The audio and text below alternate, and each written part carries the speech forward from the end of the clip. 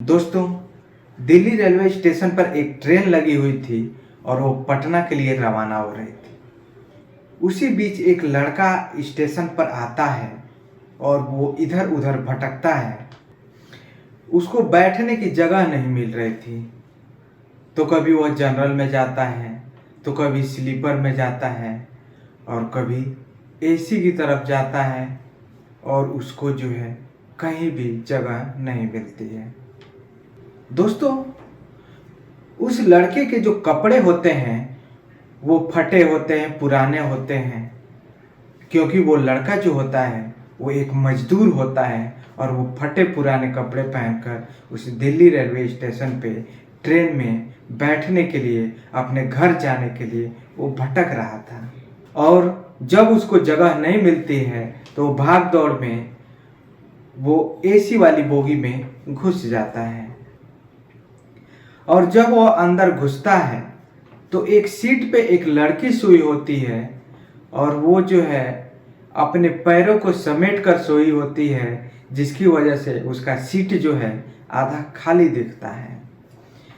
फिर वो लड़का जो है जाकर उस खाली जगह पे जो है बैठ जाता है और पीछे मुड़कर उस लड़की को देखता है तो उसके पैरों तले जमीन खिसक जाती है, क्योंकि वो लड़की कोई और नहीं होती बल्कि 10 साल पहले उस लड़की से वो प्यार करता था।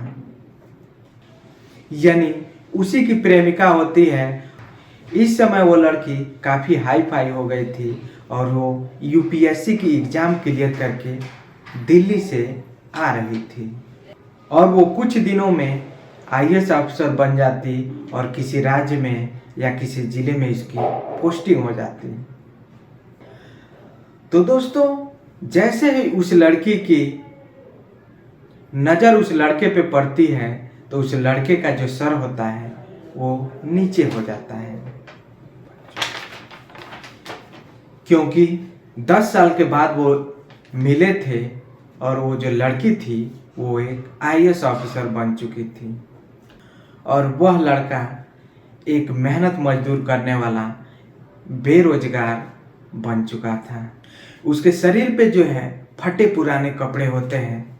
उसके बाद उन दोनों के साथ जो होता है वाकई में हैरान कर देने, परेशान कर देने वाली बातें होती हैं, जिसे आप भी सुनेंगे तो आपके आंखों में भी आंसू आ जाएंगे। दोस्तों, उस लड़के के साथ आखिर क्या होता है, वो मिलने के बाद जो है क्या करते हैं और 10 साल पहले की जो कहानी होती है, ये सारी चीज़ें हम जानेंगे। तो वीडियो को शुरू करने से पहले दोस्तों, यदि आप हमारे चैनल पे नए हैं तो चैनल को सब्सक्राइब कर लीजिए ताकि हमारा हौसला बढ़ता रहे। दोस्तों, होली का महीना चल रहा था। जो भी यूपी या बिहार के होते हैं, जब होली या छठ का त्यौहार आता है तो वो छुट्टी लेकर जो है अपने घर आते हैं होली मनाने के लिए, या छठ होता है तो छठ मनाने के लिए। उसी दौरान एक लड़का जिसे दिल्ली से पटना आना होता है और वो जो है जब दिल्ली रेलवे स्टेशन पे पहुंचता है तो वहाँ पे इतनी भीड़ होती है, आप भी देखेंगे तो हैरान हो जाएंगे, क्योंकि त्यौहार के समय में भीड़ वहाँ पे काफ़ी बढ़ जाता है। दोस्तों, जब ये लड़का जिसका नाम होता है प्रतीक, दोस्तों जब प्रतीक दिल्ली रेलवे स्टेशन पे पहुँचता है तो पहुँचने के बाद जो है वहाँ पे टिकट लेता है। तो टिकट के लिए वो जाता है और स्लीपर के टिकट के लिए तो स्लीपर का जो है वेटिंग चल रहा होता है, क्योंकि जो है जब भी आपको स्लीपर लेना होता है तो आपको भी पता है इसे पहले अप्लाई करना होता है। 1 या 2 महीने पहले जो है आपको टिकट जो है अप्लाई करना होता है और फिर आप जो है टिकट ले सकते हैं, जिससे कि आपका सीट कंफर्म हो। लेकिन अगर आप उसी समय पे जाएंगे तो आपको स्लीपर का नहीं मिलेगा, क्योंकि उस समय जो है या तो वेटिंग होता है या जो है रिग्रेट हो गया होता है, या जो है चार्ट बनने के बाद जो है आपको जो है किसी प्रकार की टिकट नहीं मिल सकती है। आप अगर लेना चाहें तो सिर्फ जनरल ले सकते हैं। तो दोस्तों, उस समय जो है प्रतीक जो है भटकता है और एसी में जो है खाली रहता है, लेकिन उसके पास उतने पैसे नहीं होते हैं ताकि वो एसी का टिकट ले सके। दोस्तों, इसके बाद प्रतीक जो है बहुत सोच विचार करता है और देखता है कि हमें जाना भी ज़रूरी है। अगर हमें टिकट भी नहीं मिल रहा है तो आखिर हम करें क्या। तो एक काम करते हैं, जनरल का टिकट लेते हैं और जनरल से ही हम चले जाएंगे। एक रात की बात है और हम जो है सुबह पहुंच जाएंगे। फिर वो जनरल का टिकट लेता है और जैसे प्लेटफार्म पे पहुंचता है तो वहाँ पे देखता है कि चारों तरफ जो है इतनी भीड़ होती है, क्योंकि त्यौहार का समय चल रहा होता है। और त्यौहार के समय में जो है रेलवे स्टेशन पे अगर आप जाते हैं तो वहाँ पे भीड़ काफ़ी अधिक होती है। दोस्तों, जब वो जनरल में जाता है तो वहाँ पे इतनी भीड़ होती है कि जो है ना ही पैर रखने की जगह होती है, ना ही बैठने की जगह होती है। वहाँ पे जो जनरल होते हैं उसमें जो बाथरूम होता है वहाँ तक में भी लोग बैठे होते हैं और सोए होते हैं। तो जनरल का ये हाल देखने के बाद इसके बाद वो स्लीपर की तरफ जाता है। जब वो दरवाज़ा खोलता है तो अंदर से लॉक होता है, क्योंकि जब आप त्यौहार के समय पे जाएंगे तो ऐसा होता है कि जो अंदर घुस जाते हैं उसके बाद जो है दरवाज़ा लगा देते हैं ताकि यहाँ पे कोई और ना घुसे और इससे ज़्यादा भीड़ ना बढ़े। तो इसी तरह जो है किसी ने वहाँ पे दरवाज़ा को लॉक कर दिया था, जिसकी वजह से प्रतीक वहाँ भी नहीं घुस पाता है। और इसके बाद जो है ट्रेन का टाइम हो जाता है और ट्रेन चल देती है। इसके बाद जो है जब ट्रेन चलती है तो ये भागा दौड़ी में जो है प्रतीक जो है आगे एसी वाली बोगी होती है, उस एसी वाली बोगी में जो है वो घुस जाता है। घुसने के बाद जब वो अंदर जाता है, अंदर जाने के बाद जो है काफ़ी लोग होते हैं, क्योंकि वहाँ भी सीट खाली नहीं होता है, सब भरे होते हैं, सबका जो है वहाँ पे कंफर्म टिकट होता है। तो जब अंदर की तरफ घुसता है तो एक सीट दिखाई देता है जहाँ पे एक लड़की लेटी होती है, और वो लड़की जो है अपने पैर को समेट कर अपने सीट पे लेटी थी, जिसकी वजह से उसका जो सीट है वो आधा खाली दिखाई दे रहा था। तो प्रतीक क्या करता है, उस सीट पे जाकर के जो खाली जगह दिखता है वहाँ पे बैठ जाता है, क्योंकि ट्रेन चल चुकी थी। और फिर वो सोचता है कि अगर मैं इस बोगी में बैठा हूँ, अगर फाइन भी लगता है तो कोई बात नहीं, हम फाइन दे देंगे, लेकिन अब हम जा भी कहाँ सकते हैं, हमको यहीं रहना होगा। तो वो वही सीट पे बैठ जाता है। उसके बाद दोस्तों, जब वो लड़की अपने पैर को फैलाती है, यानी कि वो लेटी थी और वो करवट जब लेती है, तो उसका जो पैर है ये प्रतीक के जो है शरीर से टकराता है और उसकी जो है आंखें खुल जाती है।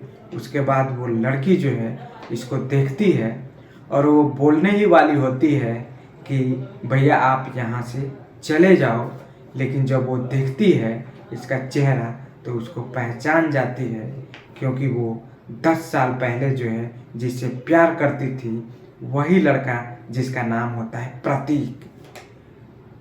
तो जब उसको देखती है तो वो हैरान हो जाती है और बोलती है प्रतीक। तो जो लड़का होता है वहाँ बैठा प्रतीक वो कुछ नहीं बोलता है, क्योंकि वो सोचता है अगर मैं कुछ बोला, अगर वो लड़की वो नहीं है, क्योंकि जब ये बात सुनता है तो उसकी तरफ जब देखता है तो ये भी पहचान जाता है कि ये तो स्वीटी है, लेकिन कंफर्म नहीं होता है, क्योंकि अगर मैंने ऐसा बोला, अगर वो नहीं निकली तो यहाँ सीट पे भी बैठने नहीं देगी और जो है बहुत बुरा हो सकता है। तो कुछ देर तक वहाँ पे बैठा रहा प्रतीक। उसके बाद वो लड़की जो थी वो भी उसे देखती रही। देखते देखते काफ़ी देर बाद जो है उसको देखते देखते उसको मुस्कुराती है। जब उसको देखकर मुस्कुराती है तो प्रतीक भी मुस्कुरा देता है और फिर जो है प्रतीक बोलता है कहीं आप स्वीटी तो नहीं है। फिर जो स्वीटी होती है वो बोलती है अच्छा प्रतीक।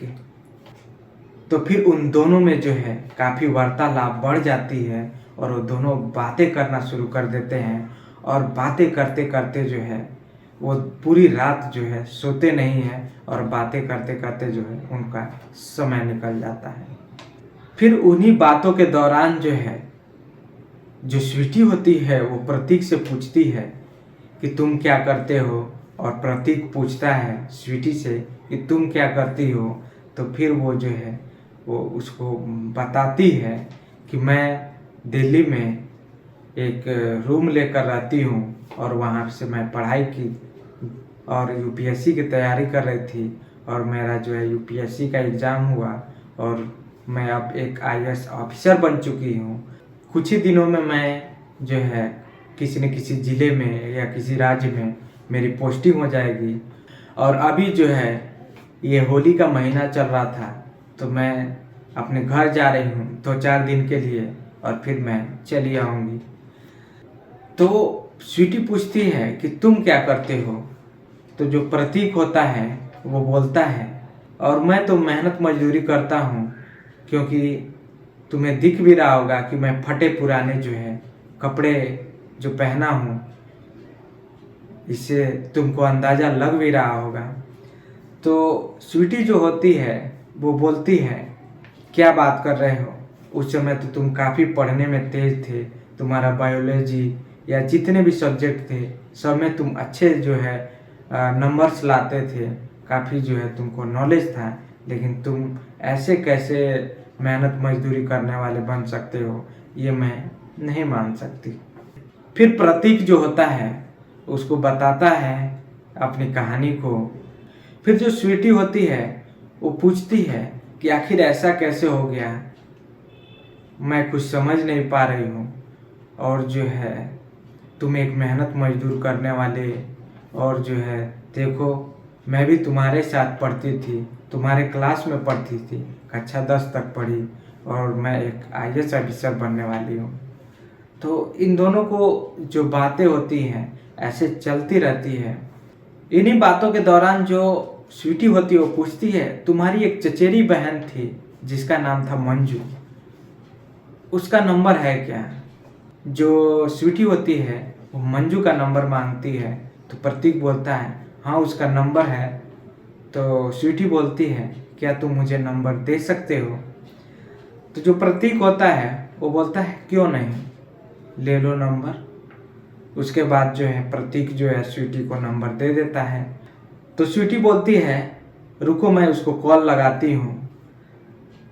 तो प्रतीक बोलता है कि रुक जाओ, अभी मत लगाना, क्योंकि जो मंजू है उसके पिता और मेरे पिता में कुछ ज़मीनी मामला है जिससे विवाद चलता है, इससे हमारी बनती नहीं है, इसलिए तुम घर जाना और अच्छे से तुम बात करना, लेकिन अभी तुम उसको कॉल मत लगाओ।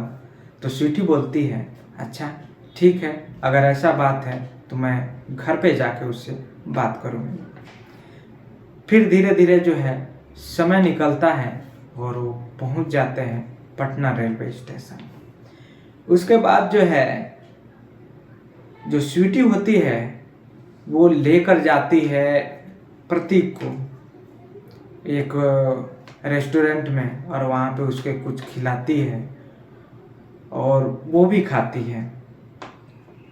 खाने के बाद दोनों फिर बिल पे करने की बारी आती है। तो स्वीटी बोलती है मैं दे रही हूँ। तो प्रतीक बोलता है नहीं तुम कैसे दोगी, तुम तो अभी कमाती भी नहीं हो, मैं कमाता हूँ, मैं दे देता हूँ। तो स्वीटी बोलती है नहीं तुम रहने दो, मैं दे देती हूँ। तो प्रतीक बोलता है देखो मैं कम ही कमाता हूँ, 400-500 रुपये ही कमाता हूँ, लेकिन मैं कमाता हूँ, लेकिन अभी तुम नहीं कमा रहे हो, जब तुम कमाना तो तुम दे देना, लेकिन अभी मुझे देने दो। ये बात सुनकर जो स्वीटी होती है वो बोलती है ठीक है। फिर वहाँ पे प्रतीक जो भी बिल होता है वहाँ पे करता है। पे करने के बाद दोनों वहाँ से अपने अपने घर चले जाते हैं। जब स्वीटी अपने घर पहुँचती है तो मंजू को फ़ोन लगाती है। जब मंजू को फ़ोन लगाती है तो मंजू फ़ोन उठाती है और स्वीटी की आवाज़ को पहचान जाती है, क्योंकि वो साथ पढ़े थे और उसका काफ़ी दिनों से फ़ोन नहीं भी जा रहा था, फिर भी वो उसकी आवाज़ को अच्छी तरह से पहचान रही थी। उसके बाद मंजू बोलती है, और बताओ कैसी हो और क्या कर रही हो और अभी क्या चल रहा है। तो स्वीटी बताती है कि मैं एक आईएएस ऑफिसर बनने वाली हूँ और जो है मैं पढ़ाई अभी कर रही हूँ, यूपीएससी का एग्ज़ाम जो है क्लियर की हूँ और बहुत जल्दी मेरी पोस्टिंग होने वाली है किसी ज़िले या किसी राज्य में। फिर जो है मंजू पूछती है, आखिर हमारा नंबर तुम्हें कहाँ से मिला। तो स्वीटी बताती है, जब मैं दिल्ली से पटना आ रही थी तो रास्ते में मुझे प्रतीक मिल गया था। तो मंजू बोलती है, ओ, दो हंसों की जोड़ी फिर से मिल गई। तो स्वीटी बोलती है, नहीं ऐसी बात नहीं है, वो रास्ते में मिल गया था, उसी से मैं तुम्हारा नंबर ली थी और मैं अभी घर पे हूँ तो मैं सोची कि तुमसे बात कर ही लूँ, क्योंकि उस समय तुम मेरे घर आना भी बंद कर दी, क्योंकि तुम तो आ सकती थी मेरे घर, वो प्रतीक जो है नहीं आ सकता था क्योंकि वो लड़का था, लेकिन तुम तो आ सकती थी। फिर जो है मंजू जो होती है वो बोलती है कि देखो, मैं तुम्हारे घर आ सकती थी, लेकिन जब से तुम्हारे भाई ने प्रतीक को मारा था उसके बाद जो है मैं आना बंद कर दी, क्योंकि अगर मैं तुम्हारे घर आती तो सबको यही लगता कि प्रतीक की वजह से जा रही है या प्रतीक ने भेजा है, इसलिए मैं तुम्हारे घर नहीं आ रही थी। तो स्वीटी बोलती है, क्या बात कर रही हो, मेरा भाई ने प्रतीक को मारा था। तो मंजू बोलती है, इतना भी अनजान मत बनो, तुम्हारे ही कहने पे जो है तुम्हारे भाई ने प्रतीक को मारा था। तो ये बात सुनकर जो है स्वीटी हैरान हो जाती है, परेशान हो जाती है, क्योंकि उसको इस बारे में कुछ नहीं पता होता है कि आखिर मामला क्या है जिसकी वजह से प्रतीक को मेरे भाई ने मारा था। क्योंकि वो 10वीं क्लास में जो है प्रतीक, स्वीटी और मंजू ये सारे एक ही क्लास में पढ़ते थे और वो प्रतीक जो था वो स्वीटी से काफ़ी प्यार करता था, काफ़ी हद तक उससे प्यार करता था। इसके बाद जो है फिर मंजू बताती है कि अच्छा तुम्हें नहीं पता। तो स्वीटी बोलती है कि हाँ, सचमुच में मुझे नहीं पता, आखिर क्या मामला था, क्या हुआ था, मुझे एक बार बताओ। फिर मंजू बोलती है अगर तुम्हें हाँ सच में कुछ नहीं पता तो तुम प्रियंका से पूछ लो, प्रियंका को फ़ोन करो और उससे पूछ लो। फिर स्वीटी बोलती है, अच्छा अगर ऐसा बात है तो मैं उससे पूछती हूँ। तो स्वीटी जो है प्रियंका को फ़ोन लगाती है और प्रियंका से पूछती है कि क्या ये सच है कि मेरे भाई ने प्रतीक को मारा था। तो प्रियंका जो होती है वो बताती है कि हाँ ये सच है, क्योंकि प्रतीक ने एक लेटर लिखा था और वो मुझे दिया था कि मैं तुम्हारे तक पहुंचा दूं, लेकिन जो है वो लेटर मैंने फाड़ के फेंक दिया और प्रतीक से जाके ये बोल दिया कि स्वीटी ने तुम्हारा लेटर फाड़ कर मेरे ही मुंह पे फेंक दिया, जिससे कि प्रतीक सुनकर वो काफ़ी उदास भी हो गया और वो परेशान भी हो गया। तो स्वीटी इस बात को सुन कर के बोलती है, अच्छा तो तुम फ़ोन अभी रख दो और मेरे पास ज़िंदगी में कभी फ़ोन मत करना। तो वो फ़ोन रख देती है और उसके तुरंत बाद जो है मंजू को फ़ोन लगाती है। इसके बाद जो है मंजू को जब फ़ोन लगाती है स्वीटी, तो मंजू उसको कुछ कहानी बताती है। तो मंजू बताती है कि प्रियंका का एक भाई था, तुम्हें पता होगा। तो स्वीटी बोलती है, हाँ उसका एक भाई था। प्रतीक ने जब दोबारा एक बार और लेटर जब लिखा था, क्योंकि प्रियंका मेरे घर आती थी और जो है उसके भाई से भी मेरा जान पहचान था, तो मैं बोला अगर ऐसी बात है तो तुम एक लेटर लिख के दे दो, मैं प्रियंका के भाई को देता हूँ और उसको बोलूँगा ये जो लेटर है वे स्वीटी तक पहुँचा दें। उसके बाद जो है प्रतीक लेटर को लिखता है और वो लेटर जो है उसको दे देता है। जब दोबारा उस लेटर को दिया जाता है तो वो लेटर वहाँ ना दे करके, स्वीटी को न दे करके, फिर वो लेटर स्वीटी को भाई को दे देता है। जो स्वीटी का भाई होता है वो प्रियंका से प्यार कर रहा होता है और जब ये लेटर जो है प्रियंका के भाई के द्वारा जब ये लेटर दिया जाता है तो प्रियंका उसे छीनती है और ले जा कर के सीधे स्वीटी को भाई को दे देती है। जब स्वीटी के भाई को देती है तो उस लेटर को पढ़ के वो भी हैरान हो जाता है, क्योंकि वो भी किसी से प्यार करता है जिसका नाम होता है प्रियंका, और वही उसे लेटर ले जाके दे रही है, वो भी उसकी बहन स्वीटी के लिए। तो उस लेटर को लेकर वो पढ़ता है और फिर उस लेटर को पढ़ने के बाद 2-3 जो है लड़कों को लेकर आता है और प्रतीक को अच्छी तरह से पिटाई कर देता है। उसके बाद जो है जो प्रतीक होता है उसका मन जो है इन सब चीज़ों से दुखी हो जाता है कि मेरे साथ ये क्या हो रहा है। फिर जो प्रतीक होता है वो परेशान होता है, वो लेटर लेकर के प्रतीक के घर जाता है और उसके पिताजी को दिखाता है और बोलता है कि आपका लड़का पढ़ने जाता है या लौंडियाबाजी करने जाता है। जब ये बात वहाँ पे वो बताता है, उसके घर पे बताता है, तो उसके पिता भी गुस्सा हो जाते हैं और वो जब घर पे आता है तो उसकी पिटाई करते हैं और इसको इतना डांटते हैं कि वो उसको वहाँ पे रहना मुश्किल हो जाता है और उसको पढ़ना भी मुश्किल हो जाता है। उसी दौरान उसी गांव से उसके गांव से एक लड़का दिल्ली जा रहा था, तो ये गुस्से में आकर के प्रतीक उस लड़के के साथ दिल्ली भाग जाता है। फिर वहाँ दिल्ली जाने के बाद वो वहीं पे रहने लगता है और मेहनत मजदूरी करने लगता है। ईटा जो है ईंट पत्थर फोड़ता है और उसे ट्रकों में लादता है। उसकी जो है हालत कुछ इस तरह हो गई होती है। फिर 2-4 महीने बाद जो है वो घर आता है। घर आने के बाद जाता है वो कॉलेज में एडमिशन कराने, वहाँ पे एडमिशन भी बंद हो चुकी थी। उसके बाद वो फिर क्या करता है, फिर वो मजबूर होकर के फिर वहीं दिल्ली चला जाता है मेहनत मजदूरी करने। इसके बाद जब ये बात स्वीटी पूरी सुनती है, पूरी कहानी को समझती है, सुनती है,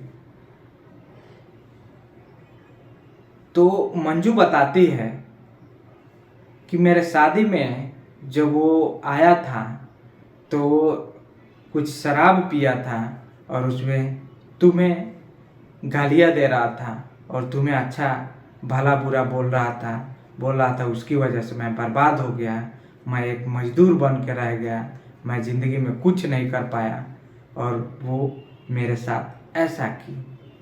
जब ये बात सुनती है स्वीटी तो उसके मन में भी कई तरह की जो है बातें चलने लगती है कि आखिर ये मेरे लिए ऐसा कर सकता है, क्योंकि वो भी उससे काफ़ी प्यार करती थी, काफ़ी हद तक उससे प्यार करती थी, लेकिन वो चिट्ठी जो आज तक उसको पहुंची नहीं, वो खुद कहती है कि मेरे पास आज तक कोई लेटर नहीं आया उसका जिससे कि मैं उसका कोई जवाब दूं, और इतना मेरे पीठ पीछे जो है हो चुका है मुझे पता भी नहीं। उसके बाद मंजू से बोलती है क्या प्रतीक का नंबर मिल सकता है, क्योंकि इतना बातें सुनने के बाद उसे रहा नहीं गया। फिर वो नंबर मांगती है। फिर मंजू जो होती है वो बोलती है हाँ नंबर तो मिल जाएगा। फिर वो नंबर प्रतीक का स्वीटी को देती है। फिर स्वीटी जो है प्रतीक को फ़ोन लगाती है। जब प्रतीक को फ़ोन लगाती है तो प्रतीक उसकी आवाज़ को पहचान जाता है और बोलता है अच्छा क्या बात है, कैसे फ़ोन किया। तो बोलती है क्या कर रहे हो अभी, और परसों होली है। तो बोलता है हाँ बस होली है, होली बिता के फिर तो जाना ही है मुझे अभी। उसके बाद जो स्वीटी होती है वो बोलती है कि मैं तुम्हारे बारे में बहुत सारी बातें सुनी हूँ कि तुम मुझे पीने के बाद मुझे ऐसे ऐसे गालियाँ भी देते थे, ऐसे ऐसे बोलते भी थे। तो प्रदीप बोलता है अच्छा ये बात है, ये किसने बता दिया? तो बोलती है हाँ मुझे पता चला। तो फिर प्रतीक बोलता है हाँ ये सच है, मैं ऐसा बोलता था कि मैं आज एक बेरोजगार एक मजदूर हूँ तो सिर्फ तुम्हारे वजह से। तो स्वीटी बोलती है कि अच्छा ठीक है, अगर ऐसी बात है तो कल होली है। फिर जो प्रतीक होता है बोलता है क्या मेरे साथ होली नहीं खेलोगे? तो स्वीटी बोलती है अच्छा तुम होली खेलोगे वो भी मेरे साथ? तो बोलता है हाँ क्यों नहीं। तो स्वीटी बोलती है इस जगह पे तुम कल आ जाना, वहीं पे जो है तुम रंग लगा लेना जितना तुम्हें लगाना हो। फिर प्रतीक वहाँ पहुँचता है, उसके साथ होली खेलता है, उसको रंग गुलाल लगाता है। उसके बाद जो होली होती है वो बीत जाती है। बीतने के बाद जो स्वीटी होती है उसको दिल्ली जाने का समय हो जाता है, क्योंकि वो 2-4 दिन की ही छुट्टी पे आई थी और उसकी छुट्टी जो है पूरी हो जाती है। फिर वो प्रतीक को फ़ोन लगाती है और बोलती है मैं तो दिल्ली जा रही हूँ, क्या तुम भी मेरे साथ चलोगे? तो बोलता है नहीं अभी तो मुझे 2-4 दिन और रहने हैं। तो फिर स्वीटी बोलती है कि 2-4 दिन क्या रहना, मैं अकेले जाऊंगी, तुम भी चलोगे तो साथ में कुछ बातें करेंगे, कुछ बोलते बातें करते जो है टाइम निकल जाएगा, हम लोग दिल्ली पहुंच जाएंगे। फिर प्रतीक जो है वो तैयार हो जाता है स्वीटी के साथ जाने के लिए और वो अगले दिन ट्रेन में बैठते हैं दोनों और दिल्ली के लिए रवाना हो जाते हैं। फिर दोनों की बातचीत चलती रहती है। उसी के दौरान जो है बहुत सारी बातें करते हैं, करते करते धीरे धीरे दिल्ली पहुंच जाते हैं। फिर जो स्वीटी होती है वो अपने कमरे पे ले जाती है और बोलती है ये देखो ये मेरा कमरा है, यहीं से मैंने पढ़ाई की और यहीं से यूपीएससी की एग्ज़ाम जो है क्लियर की। उसके बाद वो चली जाती है अपनी ट्रेनिंग के लिए और ये भी तैयार होकर के अपने मेहनत मजदूरी करने के लिए चला जाता है। उसके बाद उसी के गांव का एक लड़का जो होता है वो देखता है कि प्रतीक एक लड़की के साथ यहाँ दिल्ली में फिर से घूमना शुरू कर दिया है। तो उसके पिताजी को फ़ोन लगा देता है। फ़ोन लगाने के बाद बोलता है कि अंकल जी आपका लड़का जो है वो बिगड़ चुका है यहाँ आके और फिर ऐसी ऐसी जो है हरकतें कर रहा है, लौंडियों के साथ जो है यहाँ पे घूम रहा है। फिर उसके पिताजी होते हैं जो प्रतीक के, वो फ़ोन लगाते हैं प्रतीक को और बोलते हैं बेटा अभी भी वक्त है, सुधर जाओ और मैं तुम्हारे लिए शादी देख रहा हूँ, बहुत जल्दी मैं तुम्हारी शादी भी करा दूंगा।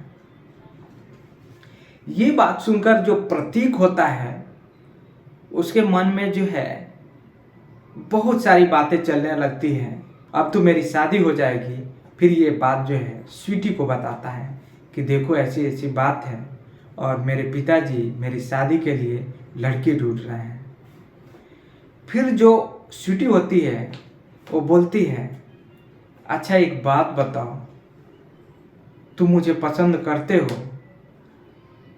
तो प्रतीक बोलता है हाँ क्यों नहीं, पसंद तो करता हूँ, लेकिन कहाँ तुम और कहाँ मैं, कहाँ तुम एक आईएएस ऑफिसर बन चुकी हो और मैं एक मेहनत मजदूर करने वाला, ये जो है कैसे ये तालमेल बैठेगा? तो स्वीटी बोलती है कि देखो घबराने की ज़रूरत नहीं है, तुम मुझे पसंद करते हो या नहीं? तो वो बोलता है हाँ मैं तुम्हें पसंद करता हूँ।